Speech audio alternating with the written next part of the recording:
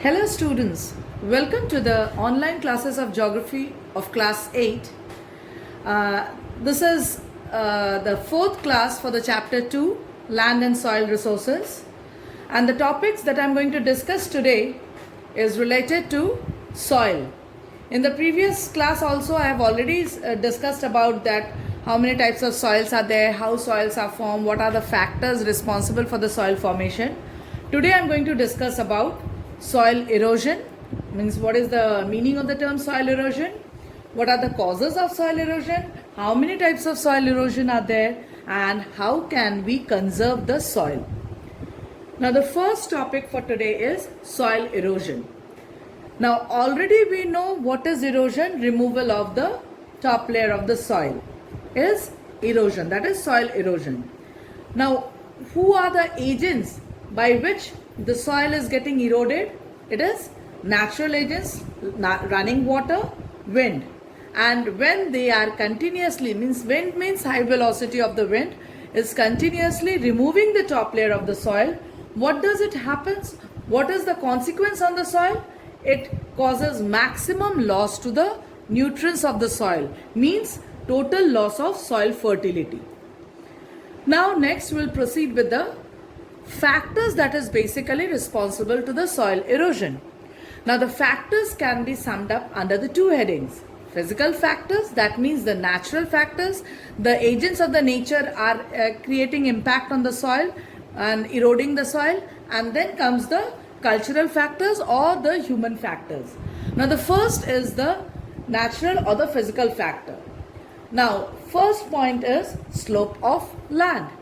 Now if there is a high gradient area and continuously the running water is influencing or runoff is there, what is the resultant? Along with the gradient, the soil will be eroded. Along with the gradient, the soil will be eroded. You can see this part, that hilly area is there, and due to continuous runoff, the part has been eroded. This is due to the slope of land. The second picture shows the intensity of the rainfall, and we can link up with that velocity of the wind too. Now, if the rainfall is excess, what is the resultant? It will erode the soil, whether it is a level land, whether it is a high land, means the high slopy land. And similarly, the velocity of the wind will be much more prominent in both the categories, but specifically in the dry regions, where the soil is totally devoid of any sort of natural vegetation. So these are the three physical factors: slope of land, intensity of rainfall, velocity of the wind. Now next comes the human factors. What are the human factors? That means human factors are very much intensive to create the impact on the soil. That means to degrade the soil. Now what are those human factors? You can see this picture.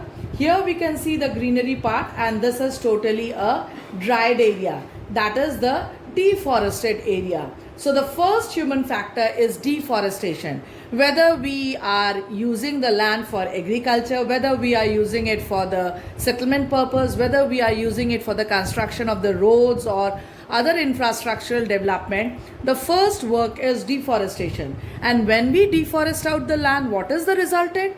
The soil is open to the nature, and it is readily available to the nature for the erosion purpose. So the first factor is deforestation. Second, overgrazing. Now this picture shows the grazing of the pasture grounds. Now overgrazing means if we allow the herds to graze out the land, what will be the resultant? The random grazing will create a problem for the soil erosion. As a result, overgrazing also removes the grasses from the soil, and it is open to the nature for the soil erosion. Next, over irrigation. Now this is the third picture where the water is being logged out due to excessive irrigation. Now this excessive irrigation will make the soil saline and alkaline, and as a result, when the soil is becoming saline and alkaline, it loses its nutrients, it creates a water logging, and as a result soil losing its fertility means the soil is degraded and eroded. Next, unscientific farming methods. Now, unscientific farming methods means, suppose we are we are cultivating paddy. Continuously, when we are cultivating paddy or we are cultivating wheat on a same plot of land, what is the resultant? The nutrient will be absorbed by that crop. After first crop, second crop, third crop, if it goes on with that same crop, the resultant, the nutrient that is required for that crop will be exhausted, and we have to add up the fertilizer. And when we are using that same type of crop, the resultant, it will be eroding, or it will be exhausting the minerals. So if we are doing a pattern wise crop, that means once we are growing the cereal crops, once we are growing the leguminous crop, so in this way the nutrient of the soil will be balanced, and then it will not degrade the soil, it will not erode the soil. And the next human factor is overuse of fertilizer.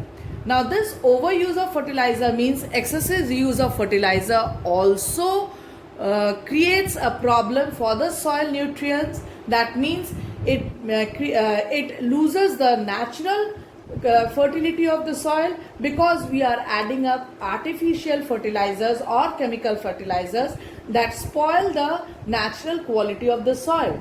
So these are the factors that continuously helps for or continuously leads to the soil erosion. Now next comes types of erosion. That means types of soil erosion. Now the first is sheet erosion. Now what is a structure of a sheet? A paper, it's a flat like structure. So when a soil is getting eroded due to excessive runoff during heavy rainfall, you can see this picture, the soil is getting eroded. Why? There is lack of vegetative cover and it is a flat surface. So when a flat terrain gets eroded due to heavy runoff, this soil type of erosion, this erosion type is termed as sheet erosion.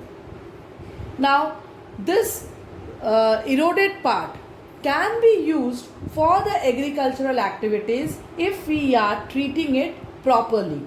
And it is not that only a particular type of soil is having a sheet erosion. For any category of the soil, sheet erosion can be seen or it is prevalent. Next comes gully. Now gully means actually the deep crack that develops within the soil structure.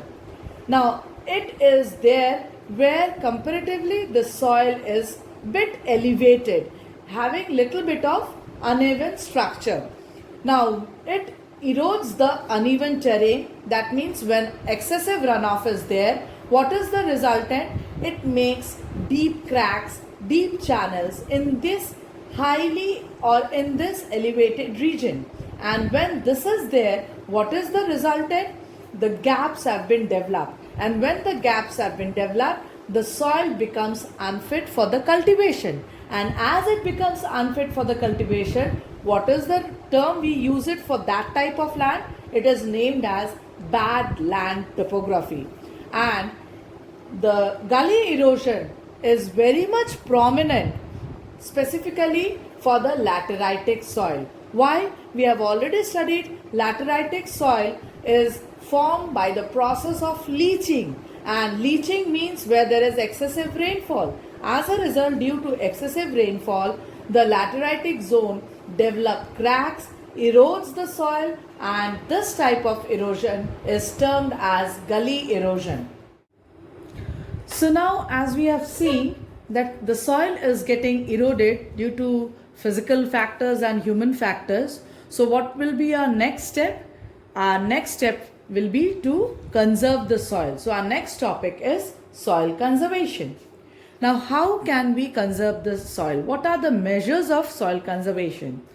As we have discussed, the primemost factor, that is the human factor, that is creating soil erosion, or that is just influencing the soil to getting eroded was deforestation. So our prominent or the prime measures to conserve the soil is afforestation, means planting the trees or sapling. So where are degraded lands, the deforest land, the first prime work is to do the or to follow the policy of afforestation. Now the second way to conserve the soil is plantation of shelter bells. Now you can see this picture. It's an agricultural plot and it's now a harvested field. Now after the field is getting harvested or just the saplings have been planted or the seeds have been sown over here, it is open to the nature. And as it is open to the nature, the soil will be easily get eroded. Just to prevent this soil erosion, what is the resultant or what is the way we can do or the step we can conserve it? The edges of this field can be there for the plantation of the trees. We can plant the trees in the edges of this cultivable field. What will be the resultant? The soil will get binded up by this root and the velocity of the wind will get restricted. So it will not erode the soil. So this is the second step of conservation, that is plantation of shelter bells.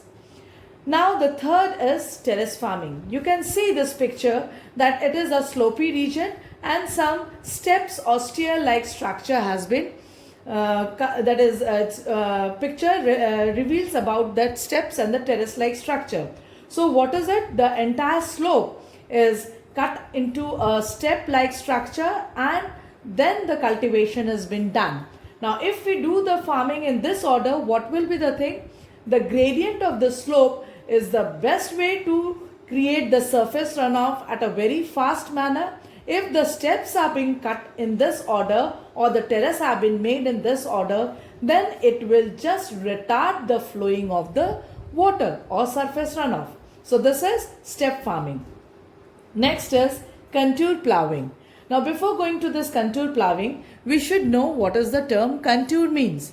Now if we see a map, any of the map, world map, India map or any of the map, we just find the check-like structure, means two lines are there. One is vertical line, another one is horizontal line. The horizontal line is termed as latitude and the vertical lines are termed as longitude. So what are these lines? These are imaginary lines. What is their work? They measure the distance, they measure the time, they indicates the degree of the location. So in this way, we are using these two imaginary lines. That means it is there on the map which is not present on the ground. Similarly, when we see the height, if we have to join the places having the same height, the imaginary line that is used is termed as contour. So what is contour? Contour is also an imaginary line that join the places having same elevation. So now here comes what is contour ploughing. You can see, if we see the natural elevation of the height and on that basis the steps are not been cut, but we do the cultivation according to the natural elevation of that height, that is termed as contour ploughing.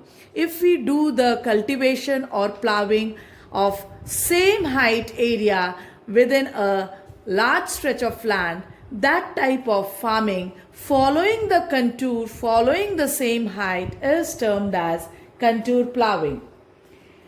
Next step of conservation is strip cropping. Now you can see this cultivable ground. Over there, the rows are there. The column-like structures, or what we can say, the rows are there. Now this rows are basically where one part it is a crop and another, these lines indicates the strip of grasses. These are also termed as cover crops. Now why it has been done? After the harvesting of the major crops, what is the resultant? These grasses will bind up the soil. So it will stop the erosion of the soil. So this is termed as strip cropping. Next it is crop rotation. Now what is crop rotation? I already mentioned in the previous discussion that if we cultivate a crop, and suppose if we are cultivating a wheat, and after the harvesting of the wheat, if we are not cultivating the same wheat crop, rather we are cultivating some sort of pulses, then after that again we are coming back to the cereal crop. So in this way, if we are rotating the cultivation, what will be the resultant?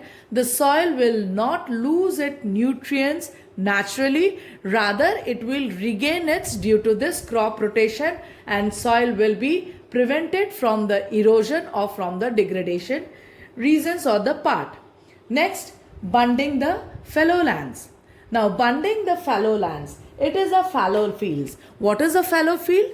A field which is left uncultivated for any reason, for maybe any reason. Maybe the farmers are not having proper incentives to cultivate the field, may the monsoon is not there, or water level is not there, or they are not having the plowing techniques. So any reason, if the fields are kept uncultivated, those fields are termed as fallow fields or fallow lands. So when this fallow fields, if we make such type of bunds, means a obstruction, then what will be the resultant? If there is surface runoff, the soil will not get eroded, or the wind will be unable to blow out the soil. So this is termed as bunding the fallow fields. Now next is drip irrigation and sprinkler irrigation. If we continuously pour the water with a hose pipe, what will be the resultant? The soil will get eroded. So if we are doing, this is the sprinkler irrigation and this is the drip irrigation. So if we are continuously following these two pattern of irrigation system, then we can conserve the soil, or we can stop the irrigation, stop the erosion, that is soil erosion. So these are some of the measures of soil conservation.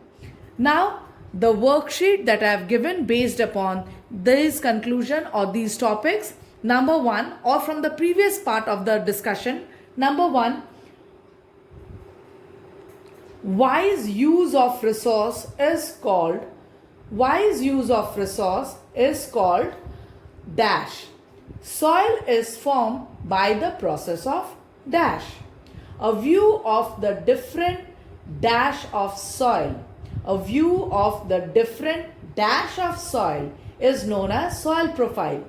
Dash provides organic matter to the soil. The greatest loss to the soil dash is due to erosion. Everything has been discussed if you follow the note and if you follow the video. Land provides almost dash percentage of all the human requirements. Now next, answer the following question. Why is the use of excessive irrigation water harmful for the soil? Just now I said, because it continuously makes the soil saline, alkaline, creates a problem of waterlogging, so it degrades the land, it washes out the proper nutrients of the soil, so it is harmful for the soil. How can crop rotation help in maintaining the fertility of the soil? By regaining the fertility naturally without proper adding of or without extra adding of that is chemical fertilizers. Differentiate between the types of erosion. The two types are there. You have to write the differences in a tabular form in a comparative manner. Now the first one, objective type question. Here, wise use of resources is called dash. The word use is just being missed out over here. It is wise use of resources is called dash. So thank you for following the class, and if you have any doubts, just mention them in the comment section.